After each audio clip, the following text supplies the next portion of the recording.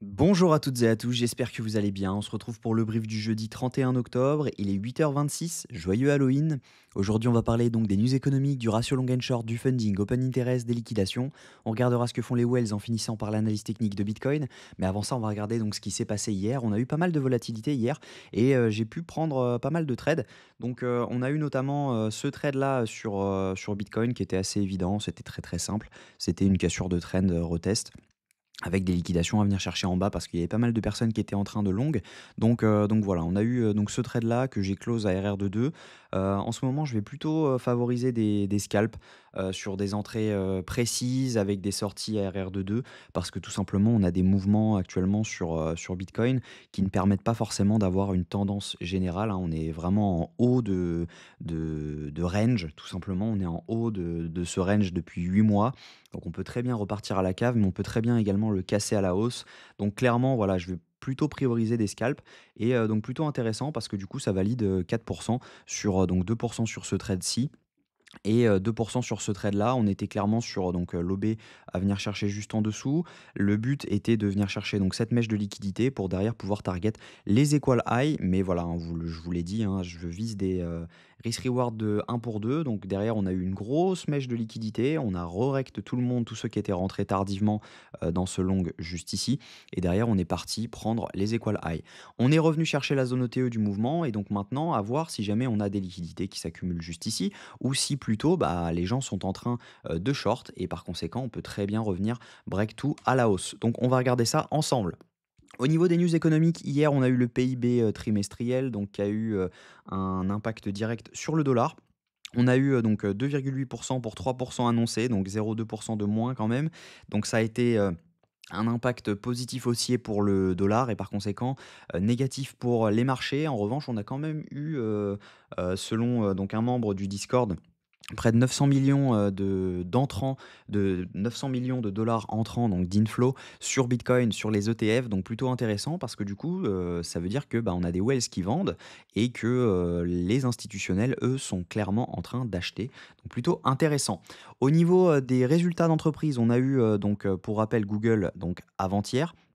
Donc le 29, on a eu, donc un chiffre en hausse par rapport à ce qui était prévu et hier dans la nuit, on a eu, Microsoft ainsi que, Meta, donc Facebook et clairement des chiffres positifs haussiers également, donc clairement bullish pour les marchés US. Le S&P 500, devrait, rebondir donc encore sur cette journée. Et donc plutôt intéressant parce que, bah, on a que des résultats positifs haussiers. Donc là, on attend Apple et Amazon sur, la nuit, donc de cette nuit. Ce sera après la fermeture des marchés et donc clairement plutôt intéressant parce que du coup, ça peut nous en dire pas mal sur les marchés et la suite. Au niveau des news économiques, aujourd'hui, sinon, on a, tac, tac, tac, on est jeudi, on a le PCE Core qui a un impact direct sur l'inflation et par conséquent sur la prochaine réunion FOMC, sur le consensus de la prochaine réunion FOMC. Donc attention, à 13h30, on risque d'avoir pas mal de mouvements, donc notamment entre 13h30 et 15h. Pour rappel, hein, on a changé d'heure, donc l'ouverture des marchés se fait à 14h30 désormais. Donc on va avoir pas mal de mouvements, à mon avis, entre 13h30 et 15h. Donc plutôt intéressant. Si jamais on regarde le ratio long and short, que je n'ai pas chargé, voilà. On a une augmentation du nombre de longues sur les dernières 24 heures, même dernières 48 heures, hein. On avait 2,3 milliards de longues hier. On a une toute petite augmentation du nombre de shorts, vraiment minime. On a 20 millions de plus. Donc plutôt intéressant de voir que les gens sont plutôt en train de passer long plutôt que short. Donc c'est peut-être ce qui peut nous emmener sur un top local de marché. Je dis pas un top de marché, mais un top local sur lequel on peut avoir un petit retracement. Si on regarde les funding open interest, on va regarder ça tout de suite. Pour info, je ne les ai pas encore regardés. Donc on a eu une hausse, de l'open interest juste ici avec une baisse des fundings, ce qui veut dire que juste là, on a eu du short qui s'est ouvert. Donc par conséquent, on a forcément des liquidités qui sont en train de s'accumuler juste ici. On a eu, également, si jamais on zoome un petit peu. Hop, si on zoome un petit peu, là, c'était plutôt du long qui s'est ouvert. On a eu un open interest en hausse avec des fundings qui sont en hausse également. Donc plutôt du long qui s'est ouvert juste ici. Derrière, on est venu en fermer pas mal. Mais si jamais on regarde juste ici, hein, également, on a une hausse de l'open interest avec une stagnation donc des fundings, voire une petite hausse. Donc ça veut dire que ici, on a plutôt du long qui est en train de s'ouvrir, hein, on le voit juste là. On a eu donc une hausse de l'open interest juste ici, une rehausse de l'open interest juste ici. Et là, on a eu une toute petite down. Donc ça veut dire que juste ici, il y a eu quelques shorts qui se sont ouverts. Mais voilà, la plupart, c'était plutôt du long. Donc, à mon avis, on a quand même un cluster de liquidités à venir chercher juste en dessous. On va regarder les liquidations donc, sur les 24 dernières heures.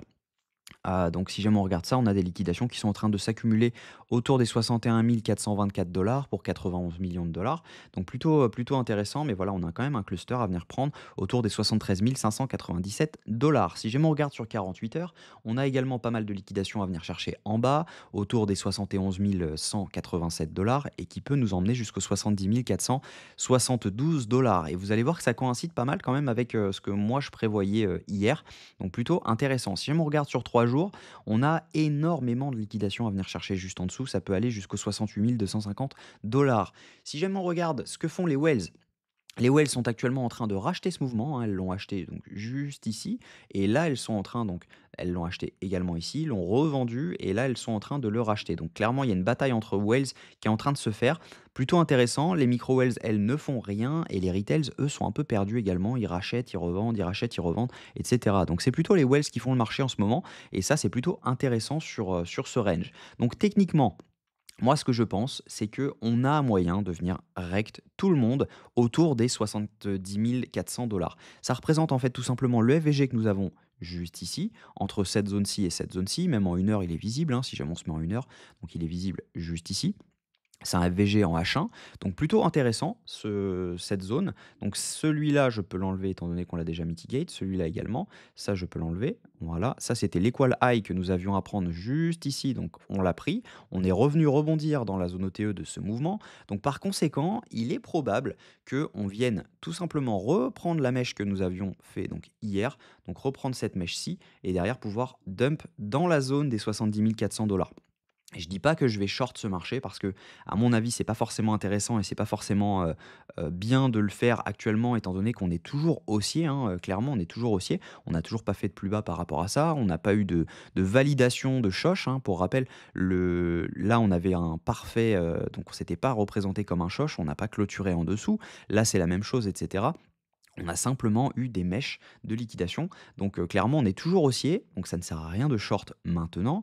En revanche, voilà, un long dans cette zone-ci, ça peut être intéressant parce que les 70 400 $ sont une zone clé de liquidation, également un FVG à reprendre qui pourrait être repris. Clairement, on n'avait aucune demande là-dedans qui s'est fait.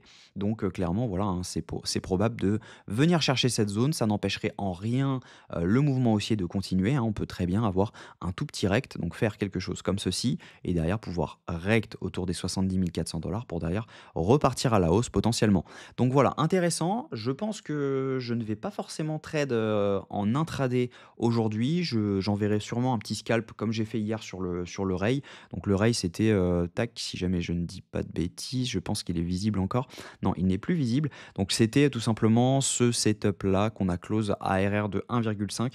On était rentré parfaitement sur les 3,3, 3,036 avec un SL donc juste sous cette zone et on est sorti juste sur cette mèche-ci, tout en haut, voilà, c'était juste là.